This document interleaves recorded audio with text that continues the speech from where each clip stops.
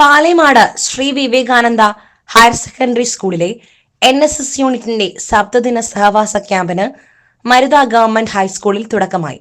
Programme officer MS Bindu പതാക ഉയർത്തി. NSS Edakkara cluster convener Pradeep ബാബുവിന്റെ സാന്നിധ്യത്തിൽ Nilambur block panchayat member Anusree Pullippadan camp ഉദ്ഘാടനം ചെയ്തു. യുവത ഗ്രാമതയുടെ സമഗ്രതയ്ക്കായി ഇനിയും ഒഴുകും, മാനവ സ്നേഹത്തിൽ ജീവവാഹിനിയായി എന്നതാണ് ഈ വർഷത്തെ മുദ്രാവാക്യം.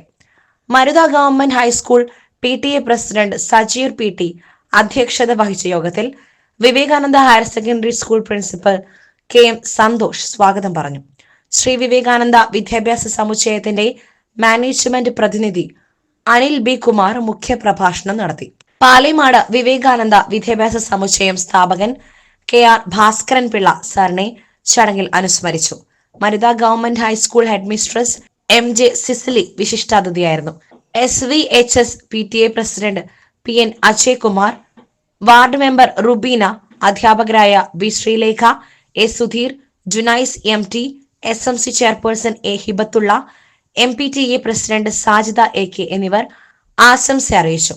അംഗനവാടി കുട്ടികളെ പങ്കെടുപ്പിച്ചുകൊണ്ടുള്ള സ്നേഹാങ്കണം പരിപാടി ഉദ്ഘാടനത്തിന്റെ ഭാഗമായി നടത്തി. മദ്ദളപ്പാറ അംഗനവാടി ടീച്ചർ P ഹഫ്സത്തും കുട്ടികളും പങ്കെടുത്തു. ക്യാമ്പ് വിളംബര ജാഥയും നടത്തി.